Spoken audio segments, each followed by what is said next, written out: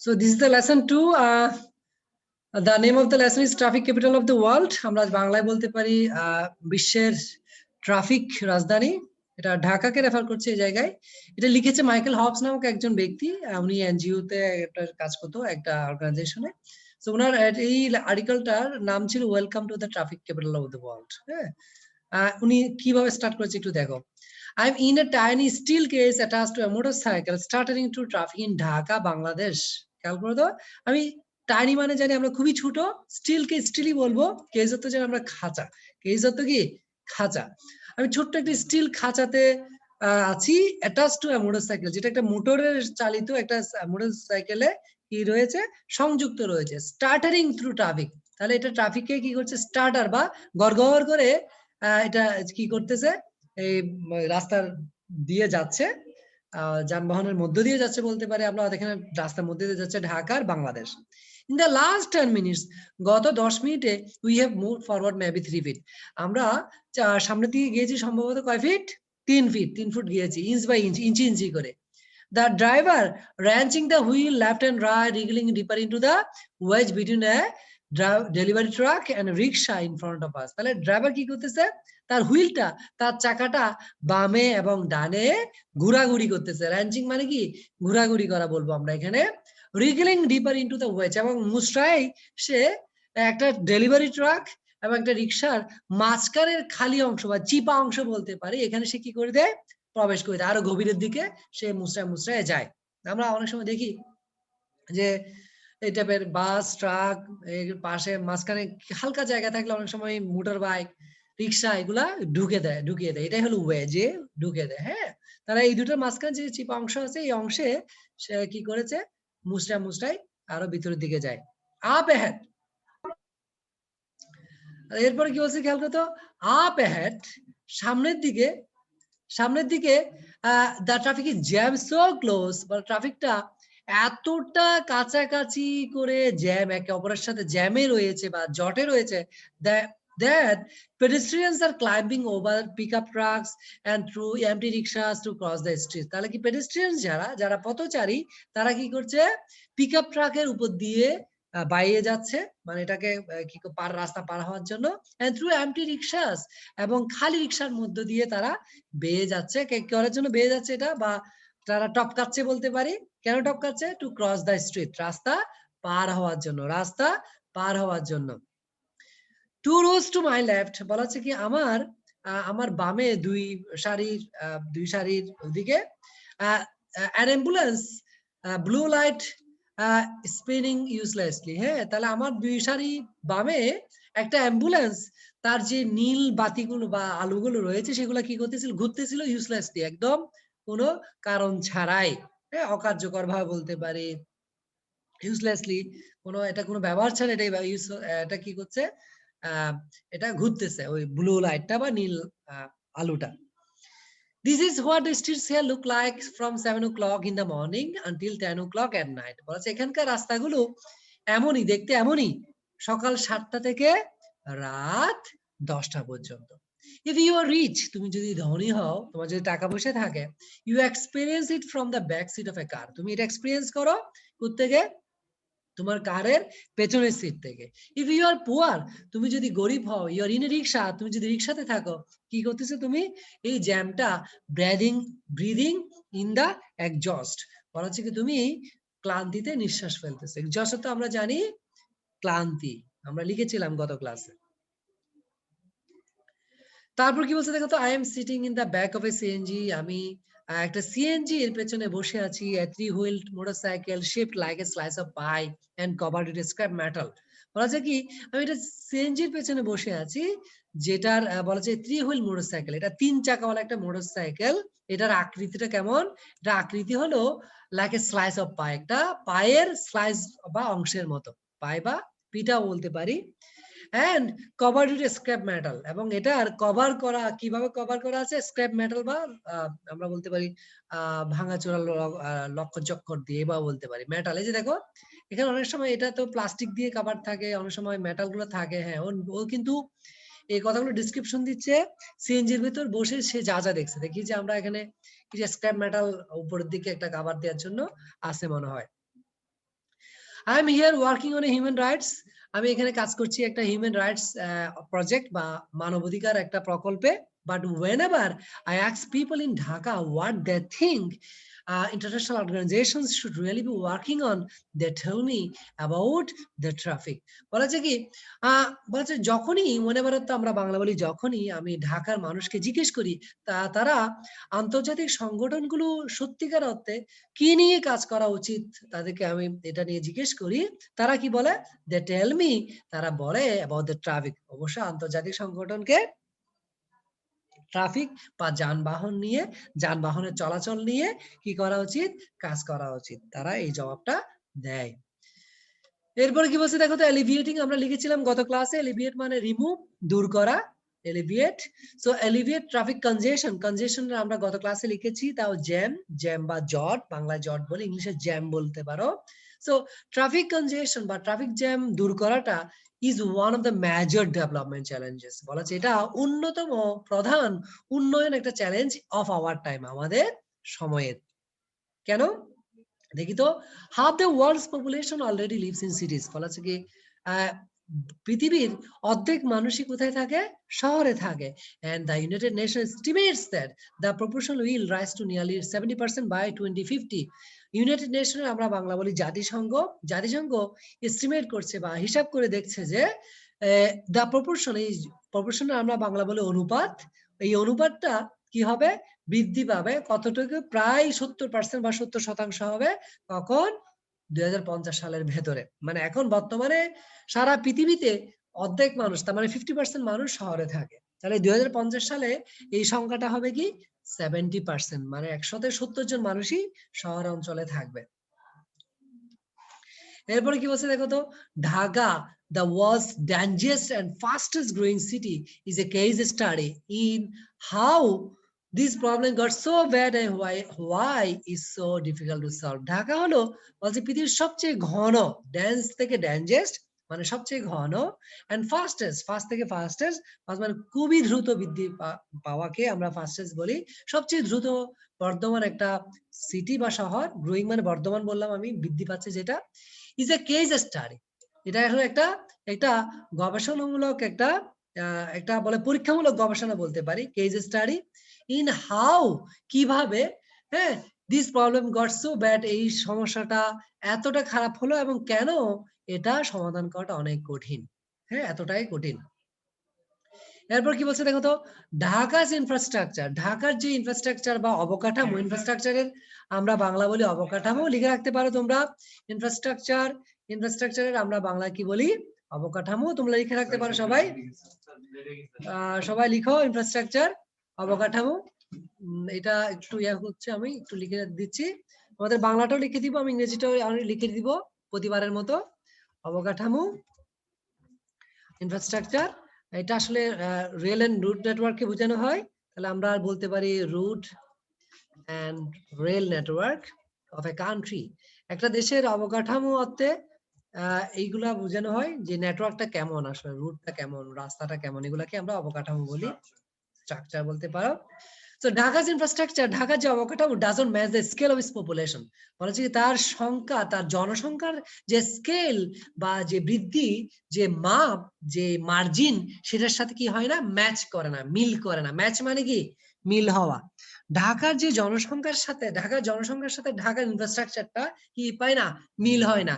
ঢাকার জনসংখ্যা অনেক বেশি কিন্তু রাস্তাঘাট অনেক কম।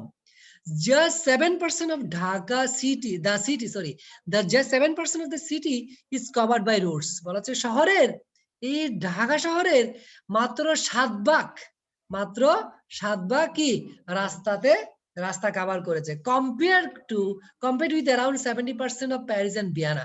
বলা হচ্ছে কি, এটা যদি তুলনা করা হয় প্যারিস এবং ভিয়েনা, প্যারিস হলো আমরা জানি ফ্রান্সের রাজধানী, ভিয়েনা হলো অস্ট্রিয়ার রাজধানী। তাহলে আমরা ফ্রান্সের রাজধানী এবং অস্ট্রিয়ার রাজধানীর সাথে যদি তুলনা করি, ওদের রাস্তা, তাদের যে রাজধানী বা তাদের শহরের রাস্তাটা হলো কত?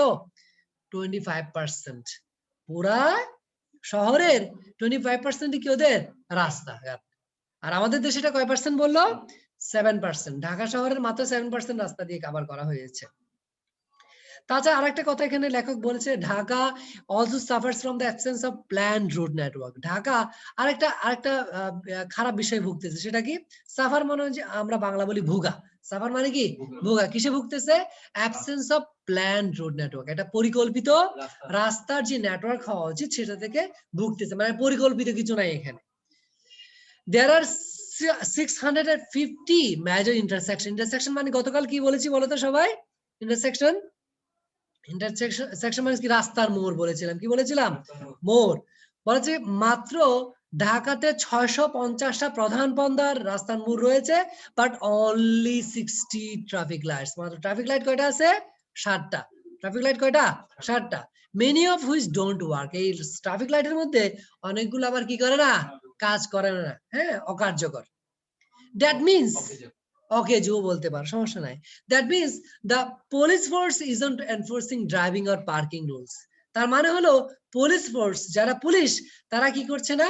তারা এনফোর্স বা বলবৎ করতেছে না, আমরা বা আইন প্রয়োগ করতেছে না। লিখে রাখতে পারো এনফোর্স। ফোর্স থেকে এনফোর্স। এনফোর্স, ফোর্স হচ্ছে যে আমরা শক্তি, আর এনফোর্স মানে আমরা বাংলা বলি কি? বাংলা বলি বলবৎ করা। বলবৎ করা মানে বুঝো? শক্তিশালী করা, অথবা শক্তি প্রয়োগ করা বলতে পারো তুমি, তাও হবে। শক্তি প্রয়োগ করা বলতে পারো, একটা অর্থ, এটা শক্তি প্রয়োগ করা যায়, লিখতে পারবা।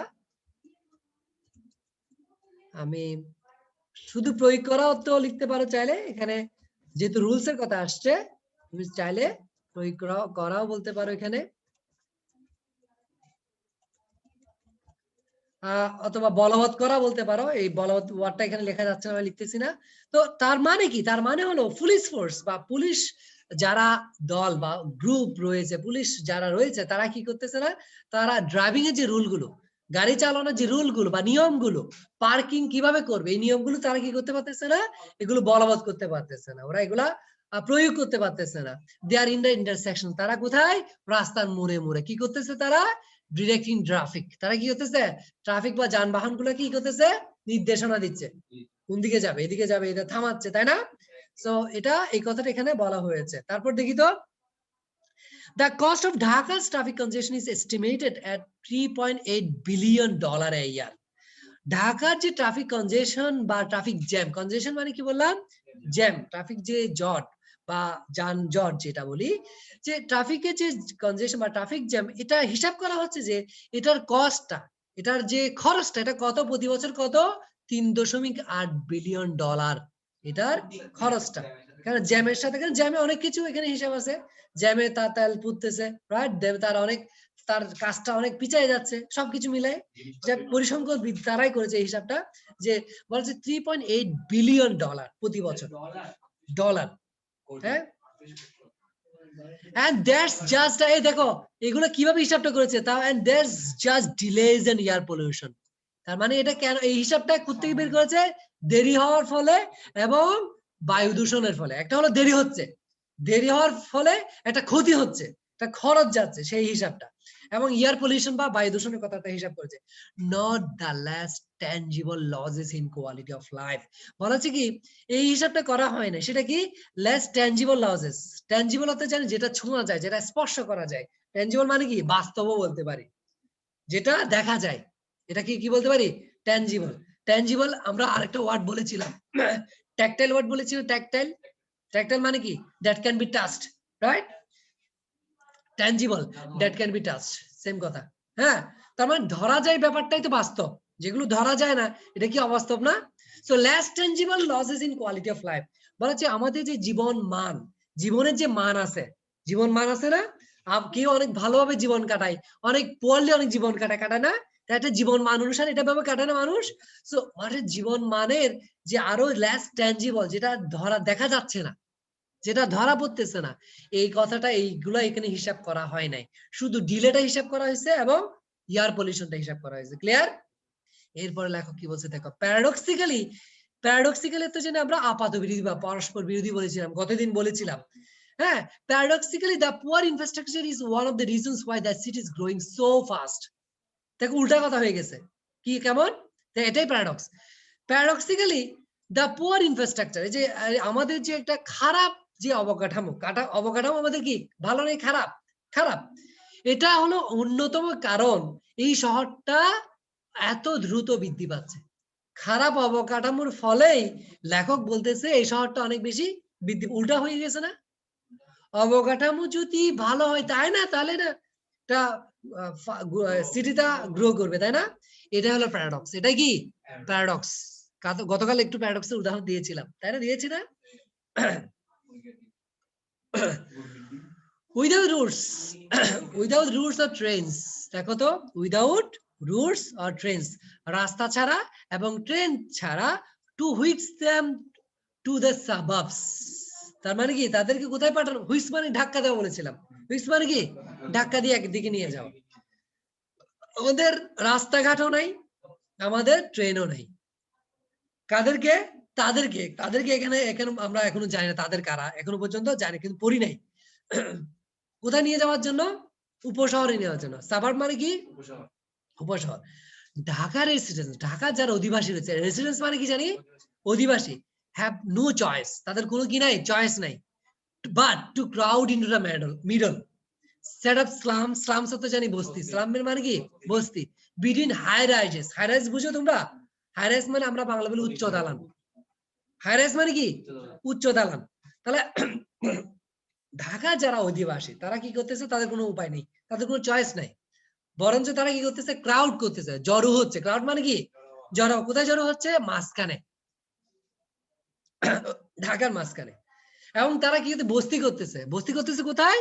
উঁচু উঁচু দালানের পাশে। সেট আপ মানে প্রতিষ্ঠা করা, সেট আপ মানে কি এস্টাবলিশ, সেট আপ মানে কি এস্টাবলিশ। লিখতেছো তোমরা? অবশ্যই লেখা উচিত এগুলা, না যদি আবার অলরাইট সবাই লিখতে হবে। এন্ড ওয়ার্ক টু ওয়ার্ক, এবং তারা কি করতেছে? এরপর এইগুলা করে তারা কাজে যাচ্ছে। আবার খেয়াল করো, যেহেতু রাস্তাও নাই, যেহেতু ট্রেনও নাই, তাদেরকে উপশহরের দিকে পাঠানোর জন্য ভালো রাস্তা নাই। কেন?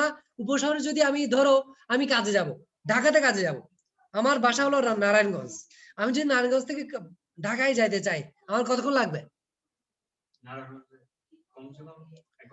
1 ঘন্টা কি 3-4 ঘন্টা লেগে যেতে পারে জ্যামের জন্য, তাই না?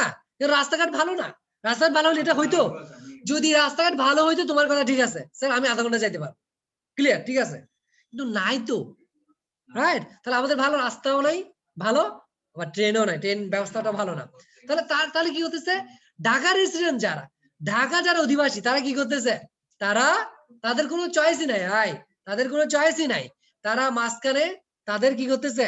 তাদের বস্তি সেট আপ করতেছে, বস্তি প্রতিষ্ঠা করতেছে, কি উঁচু উঁচু দালানের পাশে। এন্ড ওয়ার্ক টু ওয়ার্ক, এবং তারা কি এগুলো করে তারা ওখান থেকে কাজে যাচ্ছে। যদি থাকতো এটা হইতো না, কিন্তু এটা লেখক এরা বলতে চাইতেছে। Then there are the users of the roads, এবং অতঃপর বলা হচ্ছে কি এখানে রোডের ব্যবহারকারীরাও আছে। কেমন?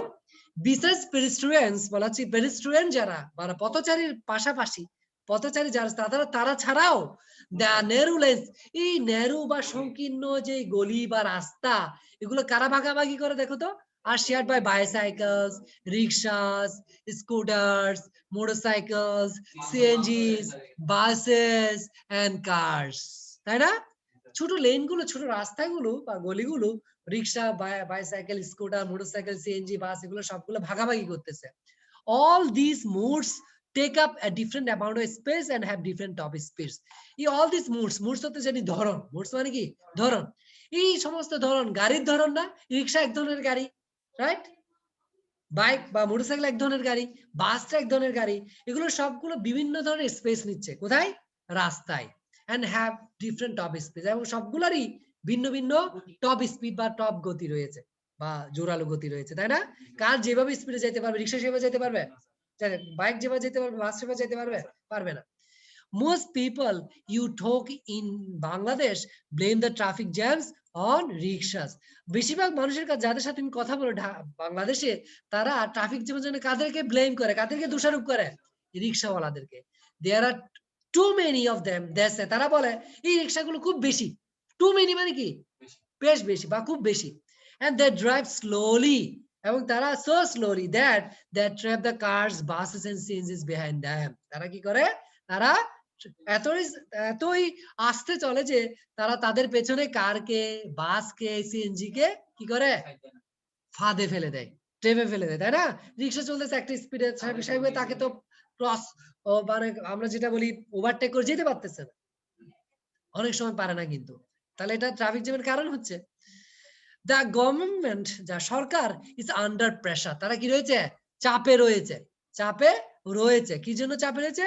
Two designate some lanes as car only, to build wider routes and overpasses, and to take the slow traffic out from in front of the fast। মানে কি সরকার কিসের চাপে রয়েছে? যাতে শুধু কারের জন্য একটা লেন করে দিবে, কারের জন্য একটা লেন করে দিবে, ডেজিগনেট করে পথ করে দিবে, শুধু কার চলবে, এটার একটা প্রেসার রয়েছে।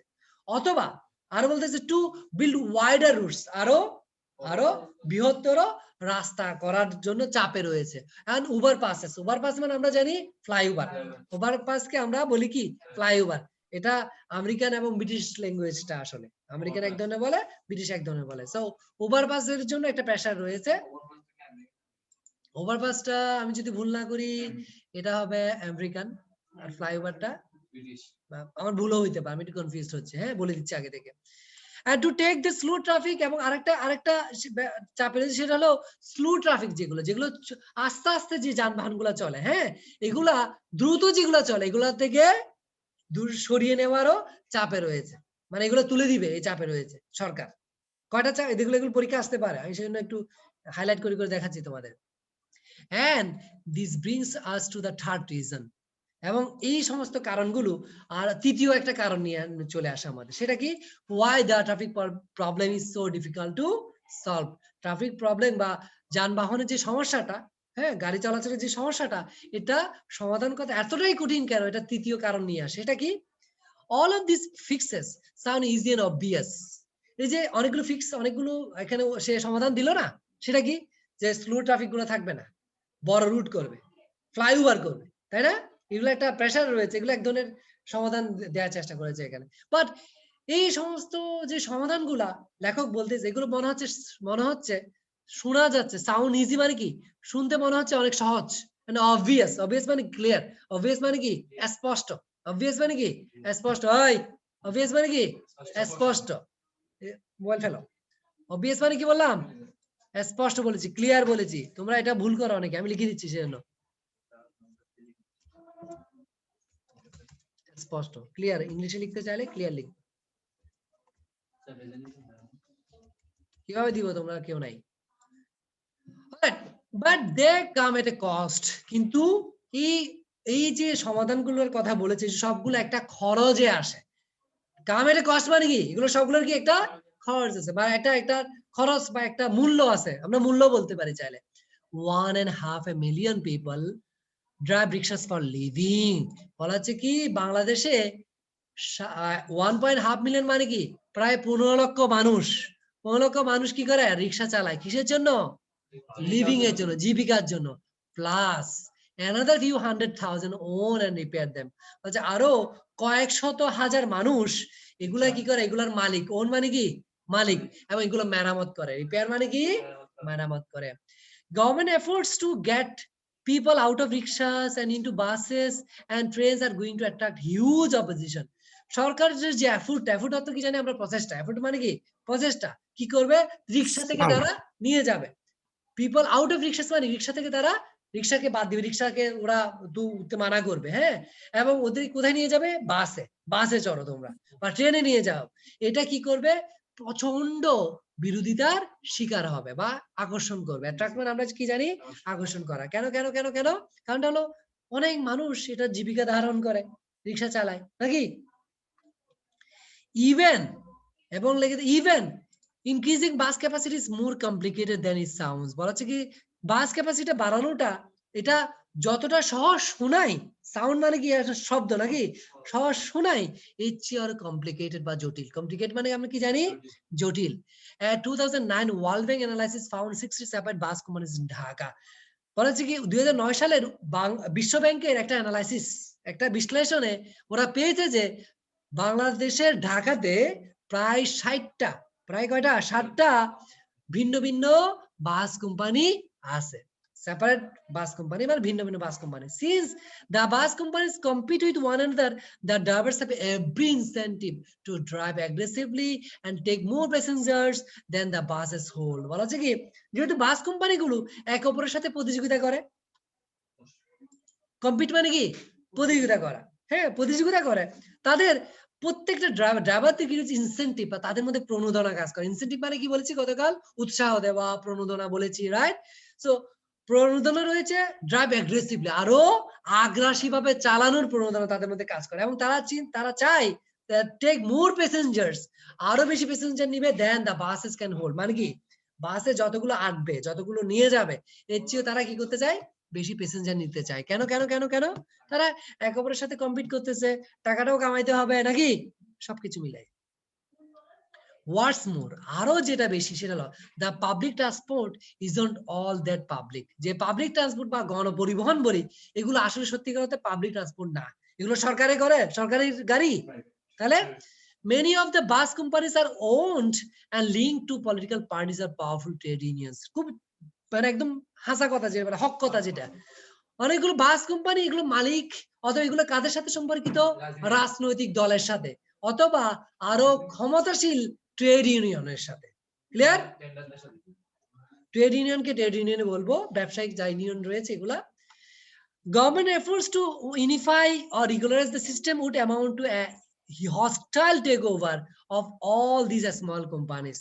যদি সরকার যদি চায়, সরকারের প্রচেষ্টা থাকে, কি করবে, এগুলো সবগুলো কোম্পানিগুলো কি করবে, ইউনিফাই বা একত্রিত করবে, একটা বাস কোম্পানির বা একটা সরকারের অধীনে নিয়ে আসবে। অতএব এগুলো যদি সিস্টেমে রেগুলারাইজ করে, একটা নিয়মিত করতে চায়, একটা সিস্টেমে আনতে চায়, তাহলে কি হবে, তাহলে amount to hostile take over. Hostile তো আমরা জানি শত্রু বা আপন, লিখে রাখো হোস্টাইল। হোস্টাইল মানে এনমিটি, আমরা লিখবো বাংলায় বলবো শত্রু ভাবাপন্ন, শত্রুমূলক, শত্রুতাপূর্ণ লিখতে পারি, শত্রুতামূলক। হ্যাঁ, কারণ শত্রুতামূলক কি হবে, একটা টেকওভার, টেকওভার মানে কি বলেছি, নিয়ন্ত্রণ নিয়ে নেওয়া, হ্যাঁ, of all this small companies, এই সমস্ত ছোট ছোট কোম্পানিগুলোর কি হইতে পারে, একটা শত্রুতামূলক একটা নিয়ন্ত্রণ নিয়ে আসতে পারে। ক্লিয়ার? নো, আমরা এটা পুরোটা শেষ করব, টাইম আরো 7 মিনিট আছে। The obvious solution is to separate the rickshaws from the cars.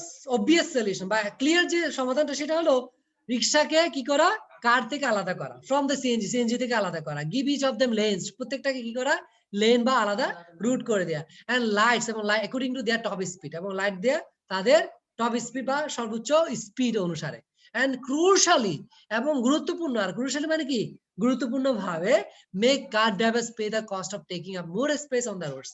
Car driver যারা রয়েছে তাদেরকে কি, তাদের কি করা, আরো টাকা পে করার জন্য চাপ দেওয়া, এখানে বলতে পারি pay the cost of taking more space on the road, কেন রাস্তাতে আরো বেশি জায়গা নেওয়ার জন্য। বাট দ্যাট, কিন্তু এটা পলিটিক্যালি স্পিকিং, রাজনৈতিকভাবে যদি বলতে যাই, ইজ আনরিয়ালিস্টিক, এটা কি বাস্তবতা বিবর্জিত, বাস্তবতা বিবর্জিত, অবাস্তব। কেন কেন? Car owners are small part of the population, যারা কারের মালিক তারা এই জনসংখ্যার বা এই জনসংখ্যার কি খুব ক্ষুদ্র একটা অংশ, but they are the most influential, তারা সবচেয়ে বেশি প্রভাবশালী। ইনফ্লুয়েন্সিয়াল মানে কি প্রভাবশালী। Every year Dhaka adds an extra 37,000 cars to its already overcrowded roads. প্রতি বছর বলছে ঢাকাতে আরো 37,000 কার কি করতেছে, অ্যাড করতেছে, ওভারক্রাউডেড, অলরেডি বেশি, এখানে রুট গুলা কি জনবহুল, একদম বেশি হয়ে গেছে, হ্যাঁ ওভারক্রাউড বলা আছে, এখানে প্রতি বছর আরো 37,000 কার ওরা অ্যাড করতেছে প্রতি বছর। Think all about all these from a Bangladeshi politician's point of view. বলছে এই সমস্ত কিছু একজন বাংলাদেশি রাজনীতিবিদের দৃষ্টিকোণ থেকে দেখো, দৃষ্টিভঙ্গি থেকে, পয়েন্ট অফ ভিউ মানে কি দৃষ্টিকোণ, লিখে ফেলো।